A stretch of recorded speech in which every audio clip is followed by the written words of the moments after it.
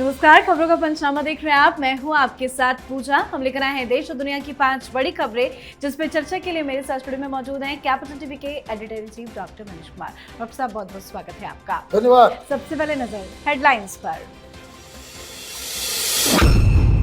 Congress RJD की मंच से मां की गाली पर पीएम मोदी ने दिया करारा जवाब। कहा, ये गालियां मेरी मां का नहीं, हर मां का अपमान। तो एनडीए ने 4 सितंबर को बिहार बंद बुलाया।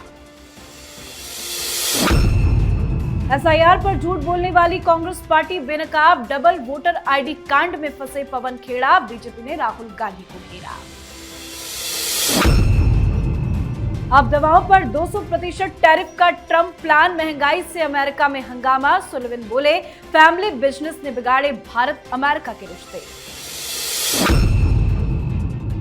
रेप केस में आरोपी पंजाब के आम आदमी पार्टी विधायक हरमीत सिंह पठान माजरा पुलिस हिरासत से फरार। फायरिंग कर पुलिस पर गाड़ी चढ़ाने का आरोप।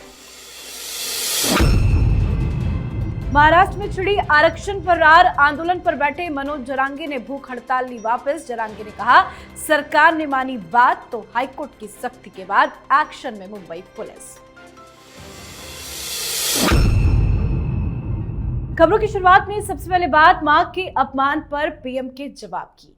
बिहार में आरजेडी और कांग्रेस के मंच से पीएम मोदी की मां को गाली दी गई। अब इस पर नरेंद्र मोदी ने भी जवाब दिया है। उन्होंने कहा कि ये गालियां सिर्फ मेरी मां का अपमान नहीं है, बल्कि ये देश की मां, बहन, बेटी का अपमान है। प्रधानमंत्री ने कहा कि उन्हें मां की गाली देने वाले को भी माफ कर भी दे, लेकिन बिहार की जनता कभी माफ नहीं करेगी। पीएम ने कहा कि उनकी मां को अपशब्द कहना उन लोगों के लिए बड़ी बात नहीं है जो भारत माता का अपमान करते हैं। पीएम ने कहा कि ऐसे लोगों को दंडित भी किया जाना चाहिए। भावुक होकर पीएम ने कहा कि कांग्रेस और आरजेडी को छठी मैया से माफी मांगनी चाहिए। भोजपुरी में बोलते हुए पीएम मोदी ने यह भी कहा कि माई के स्थान देवता पितर से भी ऊपर होला। काहे कि आपन बाल बच्चा खातिर उ कोनो देवी नियर पोल पास के बड़ा करेली। माई के बिना कोनो जिंदगी ना बन सकेला। पीएम के एक एक शब्द पर उनका दर्द झलक रहा था। साथ ही आपको बता दें, एनडीए ने 4 सितंबर को बिहार बंद का आह्वान भी किया है। पहली बार मां के अपमान पर पीएम मोदी ने कहा है। क्या ये मुद्दा बहुत बड़ा हो गया है चुनाव से पहले? देखिए, जिस दिन ये घटना घटी उस दिन ही हम लोगों ने कहा था कि ये मामला इतना बड़ा होगा कि बाकी के सारे मुद्दे वो पीछे हट जाएंगे। अब प्रधानमंत्री ने स्वयं सामने आकर के ये बात कही, और ये कोई पहली बार नहीं है, दूसरी बार इस तरह की घटना घटी है। आपको याद होगा कि जमुई में इसी तरीके से स्टेज पे मौजूद थे तेजस्वी यादव, और उनके सामने उनके कार्यकर्ताओं ने चिराग पासवान की मदर के बारे में गंदी गंदी बातें कह दी। अब प्रधानमंत्री की मां के बारे में कहा गया। ये सारी चीजें स्टेज पे पॉलिटिकल रैली में कोई एक भी बार तेजस्वी यादव ने भी माफी नहीं मांगी जब चिराग पासवान की मदर को कहा गया। अब प्रधानमंत्री मोदी की मां के बारे में कहा गया तो राहुल गांधी ने अभी तक माफी नहीं मांगी। इन लोगों को यह लगता है कि ये लोग उद्दंडता से, खराब जुबान से, गालियां देकर, अफवाह फैलाकर वो चुनाव जीतेंगे। ये पॉसिबल नहीं होता। वो इसलिए क्योंकि आप देखिए, बिहार के अंदर इस तरह की गालियों का बहुत ज्यादा असर हो जाता है। अब 4 तारीख को महिलाएं सड़कों पे उतरेंगी। वे कौन वोट करेगा तेजस्वी यादव को, कांग्रेस पार्टी को? और आपने अपने हाथ से अपने पैर पे कुल्हाड़ी मारी है। कारण ये मामला उसी दिन रफा दफा हो जाता कि अगर राहुल गांधी रैली के दौरान, अपनी यात्रा के दौरान वो माफी मांग लिए होते, उन्होंने कह दिया होता कि कोई बात नहीं, ये हमसे चूक हो गई, उस कार्यकर्ता ने जो किया है उसका हम पनिश करेंगे, इसको पुलिस के अंदर हवाले करते हैं, ये सारी चीजें अगर हो गई होती तो मैनेज हो गया होता। लेकिन प्रधानमंत्री मोदी ने सही बात कही, वो ये कि ये सब अपने बाप दादाओं के नाम पे राजनीति करने वाले उद्दंड किस्म के लोग हैं। इनको लगता है कि उनके सामने दुनिया में किसी की कोई हस्ती नहीं है, और इसलिए माफी मांगना तो दूर, इन नेताओं ने कंडेम तक नहीं किया, अब इनको भुगतना पड़ेगा। जी, तो कांग्रेस आरजेडी में अब थोड़ी सी भी शर्म बची है तो सामने आकर माफी जरूर मांगना चाहिए। तो वहीं राहुल गांधी जो एसआईआर का मुद्दा उठाकर चुनाव आयोग और केंद्र सरकार पर झूठे आरोप लगाते हैं, कभी एटम बम तो कभी हाइड्रोजन बम, लेकिन असलियत यह है कि उनकी ही पार्टी और उनके करीबी नेता चुनावी कानून की धज्जियां उड़ाते पकड़े गए हैं। सबसे ताजा मामला कांग्रेस के बड़े चेहरे पवन खेड़ा का सामने आया है, जिनके पास दो वोटर आईडी मौजूद होने का खुलासा हुआ है। ये कोई साधारण लापरवाही नहीं बल्कि चुनावी कानून का सीधा उल्लंघन है। 2 सक्रिय एपिक नंबर का मतलब साफ है कि वोट चोरी का खेल राहुल गांधी के घर से ही शुरू होता है। तो वहीं एसआईआर की दूसरे चरण की प्रक्रिया पूरी होने के बाद अब चुनाव आयोग बिहार विधानसभा चुनाव से पहले अंतिम मतदाता सूची जारी करने की तैयारी में जुट गया है। बताया जा रहा है कि चुनाव आयोग 30 सितंबर को फाइनल मतदाता सूची जारी करेगा। एसआईआर को लेकर तो चुनाव आयोग अपना काम तेजी से आगे बढ़ा रहा है, लेकिन राहुल गांधी कैसे फंस गए हैं? देखिए, जब भी आप एक उंगली किसी के ऊपर उठाते हैं तो 3 उंगलियां आपकी तरफ इशारा कर रही होती है। खेड़ा साहब फंस गए। कुछ दिन पहले वो बाकायदा बयान दे रहे थे कि प्रधानमंत्री मोदी 2-3 महीने के बाद इनको जाना है, इस्तीफा होना है, पता नहीं क्या प्लान इन्होंने बना रखा है। लेकिन एसआईआर के ऊपर राहुल गांधी ने जितनी भी वोट चोरी के आरोप लगाए, अब इसका क्या उपाय होगा? पवन खेड़ा अभी तक उनको तो बताना चाहिए भाई क्यों ऐसा हुआ। क्या वो दोनों ही जगह पे जाकर के वोट करते? मुझे लगता है ऐसा नहीं करते होंगे, लेकिन वोटर लिस्ट में नाम है, ये हकीकत है। इलेक्शन कमीशन यही काम तो कर रहा है कि पवन खेड़ा जैसे लोगों के जो डबल वोट्स हैं उसकी सफाई हो रही है। तो आपका एजेंडा तो वैसे ही बेकार हो गया। सुप्रीम कोर्ट से इसलिए आपको लात पड़ रही है। आप हर बार इस तरह के मुद्दे उठाते हैं, हाई कोर्ट्स में जाते हैं, सुप्रीम कोर्ट में जाते हैं और वहां से आपको निराशा ही हाथ लगती है। अब राहुल गांधी ने कहा कि कोई हाइड्रोजन बॉम्ब फोड़ा जाएगा। यह पता नहीं था कि कांग्रेस के दफ्तर में ही यह बम फूटने वाला है, अन्यथा ये एटम बम, हाइड्रोजन बम फोड़ने की जो बात लगातार राहुल गांधी करते हैं उससे वो परहेज करते हैं। जी, अब बात ट्रंप टैरिफ और बवाल की। एक रिपोर्ट में अब ये दावा किया जा रहा है कि ट्रंप अब नए टैरिफ की प्लानिंग कर रहे हैं। वो दवा कंपनियों पर 200% टैरिफ लगाने की योजना बना रहे हैं। हालांकि अभी तक अमेरिका में दवा कंपनियों को टैरिफ से छूट दी गई है, पर ट्रंप अगर ये फैसला लेते हैं तो दवाओं पर 200% टैरिफ अमेरिका में दवाओं को काफी ज्यादा महंगा कर देगा और ये ट्रंप के वादे के खिलाफ भी है। वैसे अमेरिका में जिस तरह से महंगाई बढ़ रही है उससे ट्रंप के खिलाफ लोगों का गुस्सा फूट पड़ा है। इसी बीच अमेरिका के पूर्व राष्ट्रीय सुरक्षा सलाहकार जैक सुलिवन ने ट्रंप पर गंभीर आरोप लगाए हैं। सुलिवन का कहना है कि ट्रंप ने अपने परिवार में पाकिस्तान में कारोबारी समझौते की वजह से भारत अमेरिका रिश्तों को कमजोर कर दिया है। जैक सुलिवन जो दावा कर रहे हैं उसमें कितनी सच्चाई नजर? यह 100% सच्चाई है। इनके परिवार के लोगों ने स्वयं ट्वीट किया है। खबर आई है कि क्रिप्टो काउंसिल पाकिस्तान का जो है उसके साथ मिलके ये लोग धंधा कर रहे हैं। डोनाल्ड ट्रंप का पूरा खानदान ही धंधेबाज है। समाज सेवा करने के लिए वो लोग राजनीति में नहीं है। दम, अहंकार, नार्सिसिज्म और सत्ता का उपयोग पैसा कमाने में कैसे किया जाता है, इसी धंधे में ये लोग लगे हुए हैं। इसलिए इनके सारे रिश्ते ट्रांजैक्शनल होते हैं, चाहे वो आतंकवादी संगठन हो या उसका सरगना हो या ऐसा मुल्क जो अमेरिका के अंदर तबाही मचाता हो। 9/11 आने वाला है। लोग सवाल पूछेंगे डोनाल्ड ट्रंप से कि पाकिस्तान के साथ तुम हाथ तो मिला रहे हो, लेकिन ये भूल गए कि 9/11 को अंजाम देने वाला ओसामा बिन लादेन यही मुनीर के कंटोनमेंट के ठीक बाहर मिला था।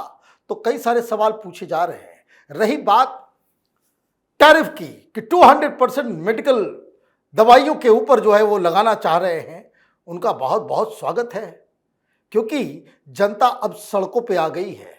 डोनाल्ड ट्रंप चारों तरफ से घिर चुके हैं। उनके रिजिग्नेशन की बात हो रही है।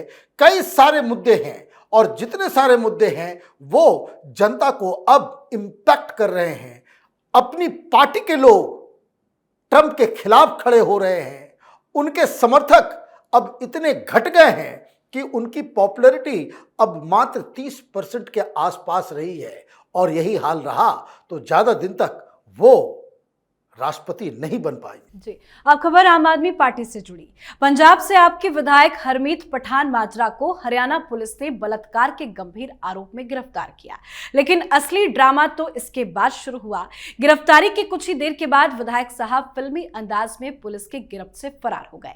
इतना ही नहीं, फरार होते वक्त हरमीत ने पुलिस पर गाड़ी चढ़ाने की कोशिश की और यहां तक कि फायरिंग भी कर डाली, जिसमें एक पुलिसकर्मी के घायल होने की खबर है। यह मामला किसी छोटे मोटे विवाद का नहीं है। शिकायत एक महिला की है जो खुद को विधायक की पत्नी बता रही है। आरोप है कि हरमीत ने उस महिला के साथ रेप किया और उस पर आईपीसी की धारा 376 यानी कि बलात्कार का केस दर्ज है।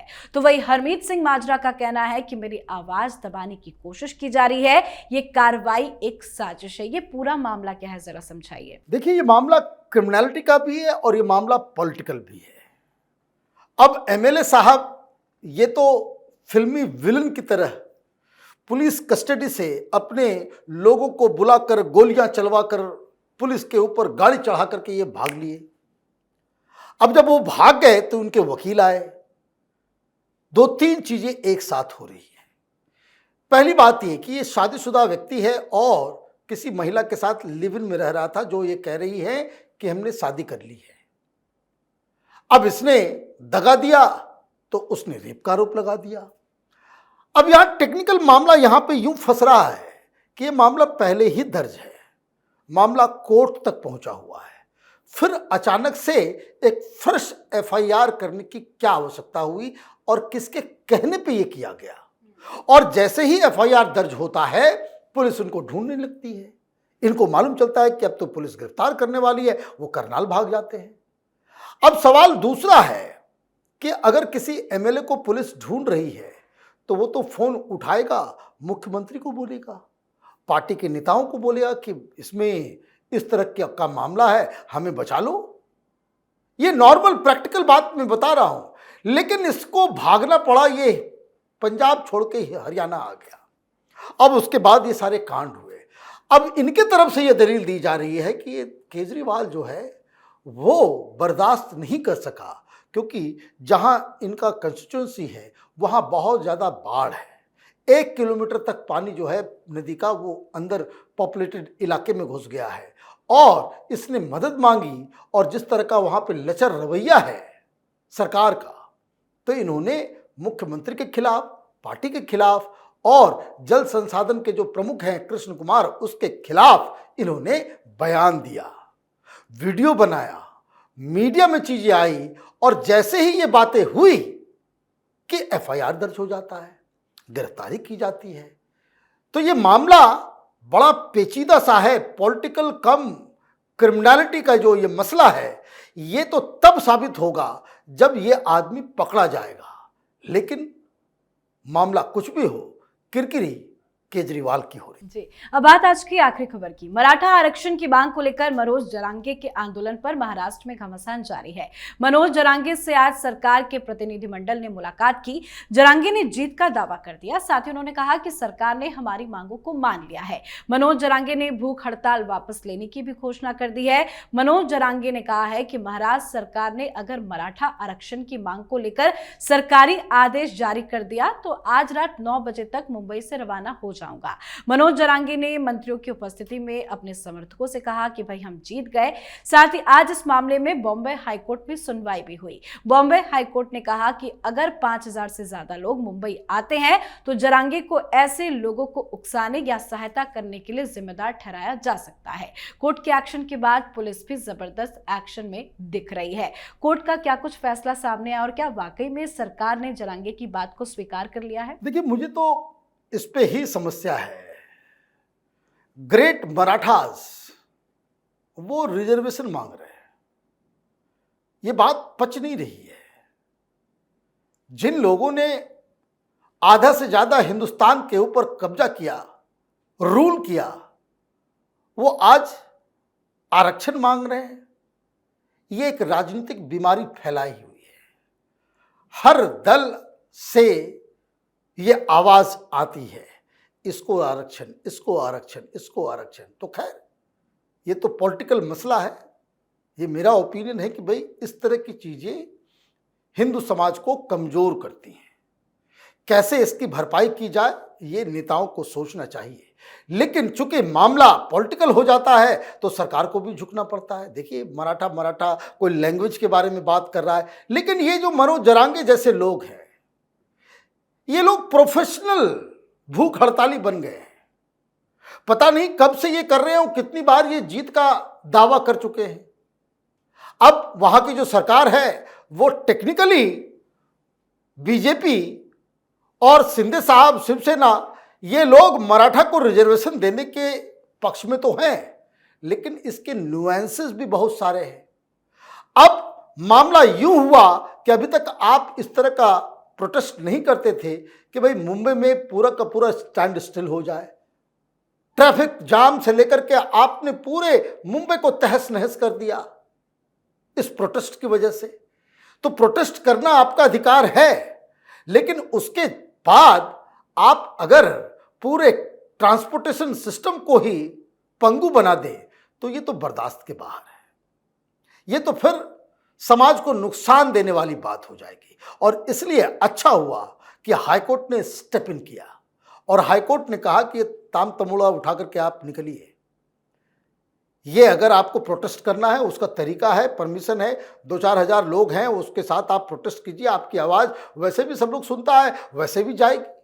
लेकिन उसके चक्कर में आप आम पब्लिक को डिस्टर्ब करेंगे तो आपके ऊपर इसकी जिम्मेदारी डाली जाएगी। और ये कानून बनना भी चाहिए, चाहे किसान हो, चाहे मुसलमान हो, चाहे मराठा हो, चाहे कोई भी हो।